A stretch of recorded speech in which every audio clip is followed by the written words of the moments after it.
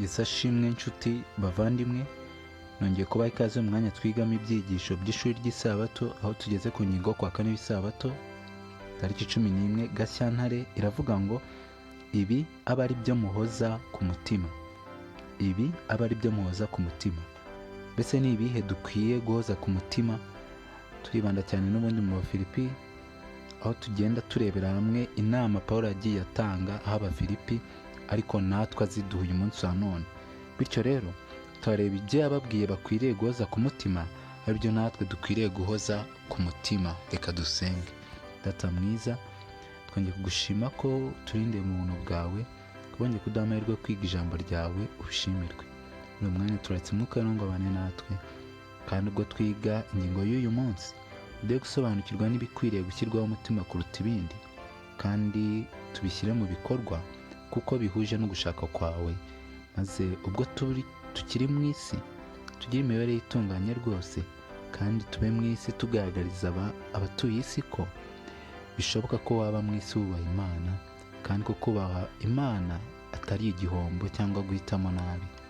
Uduhire, uduhe kumva no kumvira mu izina rya Yesu, amen. Nongeye kubaha ikaze mu ngingo y'uyu munsi. Iravuga ngo ibi aba ari byo muhoza ku mutima. Ni ibiki dukwiriye guhoza ku mutima? Amahoro ahebuje ayo umuntu yamenya azarindira imitima yanyu n'ibyo mwibwira muri Kristo Yesu. Abafilipi 4:7 ni isomo dutangije iyi ngingo y'uyu munsi. Imibereho yacu y'imbere muri twe ikeneye uburinzi. Igitangaje ni uko mu Bafilipi 4:7 hakoresha imvugo shusho yo mu gisirikare, hakayihuza n'amahoro y'Imana. Inshinga y'Ikigiriki ikoreshwa mu kwerekana itsinda ry'abasirikare, barinze umujyi watagira abawutera. Iyindi migaragarire y'ingenzi y'amahoro y'imbere mu mutima ikubiyemo kubaho mu buryo buhuje n'ubushake bw'Imana. Abakunda amategeko yawe bagira amahoro menshi, nta kigusha bafite. Zaburi 119:165. Turabona neza ko Pawulo asaba Abafilipi ko baba maso kugira ngo imibereho yabo y'imbere muri bo irindwe. Imibereho yacu imbere muri twe ikeneye kurindwa. Niyo mpamvu Pawulo abwira Abafilipi ndetse natwe uyu munsi wa none ati, amahoro ahebuje ayo umuntu yamenya azarindira imitima yanyu n'ibyo mwibwira muri Kristo Yesu. Kadusome mu Bafilipi 4, tuhera ku murongo wa 8 twongeraho n'umurongo wa 9, maze twumve icyo havuga. Abafilipi 4 umurongo wa 8 n'uwa 9 handitswe ngo, ibisigaye bene data, iby'ukuri byose, ibyo kubahwa byose, ibyo gukiranuka byose, ibiboneye byose, iby'igikundiro byose, n'ibishimwa byose, nihaba hariho ingeso nziza kandi hakabaho ishimwe, aba ari byo mwibwira. Ibyo nabigishije, ibyo nababwirije, ibyo mwanyumvanye, n'ibyo mwambonanye, aba ari byo mukora. Nibwo Imana itanga amahoro izabana namwe. Hari ikibazo hano kibaza ngo ni ibihe bikorwa dushishikarizwa gukora hano? Turondorewe ibikorwa byinshi Pawulo yagarutseho dukwiriye gukora kugira ngo Imana y'amahoro izabane natwe. Biragoye ko twagira amahoro muri twe aturuka ku Mana tudafite Imana. Mu ngingo y'ejo hashize ku wa 3 w'isabato twabonye ingingo ivuga ngo mwishimire mu Mwami iminsi yose. Twabonye neza ko bidashoboka ko twagira amahoro yo mu mutima adutera kwishimira mu Mwami, nyamara nyirayo Imana tudafitanye umubano nayo. Tugomba kugirana isano n'Imana kugira ngo n'amahoro, kuko ari Imana iyatanga, nayo abe muri twe. Hari ibikorwa rero Pawulo yarondoreye hano dushishikarizwa gukora. Ni ibikorwa bigera muri 6: gukora iby'ukuri, ibyo kubahwa, ibyo gukiranuka, ibiboneye, iby'igikundiro n'ibishimwa. Turaza kubirambura mu kanya. Hari amagambo hejuru nshaka ko tubanza gusoma. Pawulo atangira amagambo ari mu Bafilipi 4 umurongo wa 8 n'uwa 9 yifashishije ijambo ibisigaye. maze agakurikizaho indangagaciro 6 zigakurikirwa n'incamake yazo isobanutse no kubatera umwete wo gukurikiza icyitegererezo cya Pawulo. Uku guhugura gusoza kwambukiranya imico guhuza neza n'aho Filipi yari iri hahuriraga imico y'Abagiriki n'iy'Abaroma no gushimangira ibintu bibiri birimo aribyo ndangagaciro n'icyitegererezo. Nubwo bimeze bityo, igitangaje ni ukuntu Pawulo ashimangira indangagaciro za Bibiliya nk'uko byigaragaza igihe yirengagiza indangagaciro 4 z'icyubahiro z'Abagiriki, harimo ubwitonzi, ubutabera, kwirinda n'ubutwari. Tugiye kureba indangagaciro 6 Pawulo agarukaho agaragaza Abafilipi bagombaga kugira ngo mu gice bari batuyemo cyegeranye n'Abaroma, muri iyo mico itandukanye barimo, bashe guhagarara bashikamye bagaragaza ko bamenye Imana kandi babera umucyo aho hari habazengurutse. Izo ndangagaciro kandi zagombaga gushyirwa mu bikorwa kugira ngo Imana ibane nabo, bagire amahoro mu mitima yabo. Ibi ngibi uko ari 6 tubyumve cyane kandi tubyiteho, kuko ari ibisobanuro by'ingingo y'uyu munsi kwa kane isabato, ingingo ivuga ngo ibi aba ari byo muhoza ku mutima. Tugiye kureba rero ibyo dukwiye guhoza ku mutima. Icya mbere tugomba guhoza ku mutima ni ibintu by'ukuri. Musana hano batanze batubwiye ngo si ibintu bibayeho kubw'impanuka. Urutonde rutangirira ku ndangagaciro y'icyubahiro ya Bibiliya y'ukuri, yindi Yesu ari we kuri yagiye avuga ngo ni ukuri ndababwira. Ndetse n'isezerano rishya uko ryakabaye bakunze gushimangira iyi ndangagaciro y'ukuri. Ushobora gusoma urugero ruri mu Byakozwe n'Intumwa 26:25, Abaroma 1:18 n'andi menshi batanze hano. Niyo mpamvu Pawulo atangira indangagaciro zikwiriye kuranga umukristo yahereye ku ndangagaciro y'ukuri, iby'ukuri. Icya kabiri ni ibyo kubahwa. Ijambo ry'Ikigiriki rirengurira ku ndangagaciro y'umuntu ku giti cye, aho isobanurwa nko kwitonda. Ibyo kubahwa cyangwa kwitonda ni ijambo ryagutse, ririmo kwitondera inyigisho zihabanye no gushaka kw'Imana cyangwa n'ikijambo ry'Imana rivuga.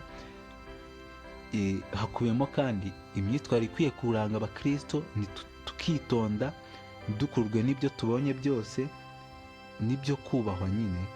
Nyuma yo kuba abanyakuri kandi bagakoresha ukuri mu bintu byose, kandi bakubaha ukuri nk'uko kuri mu byanditswe byera, bagombaga kwitonda, kuko aho ukuri kuri ntabwo ari urubuga rw'ukuri rwonyine, hari n'ibindi binyoma.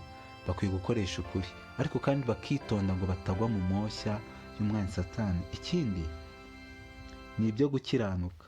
Iyi ndangagaciro isobanurwa n'imico y'Imana ikiranuka nk'uko biri mu Bafilipi 1:7.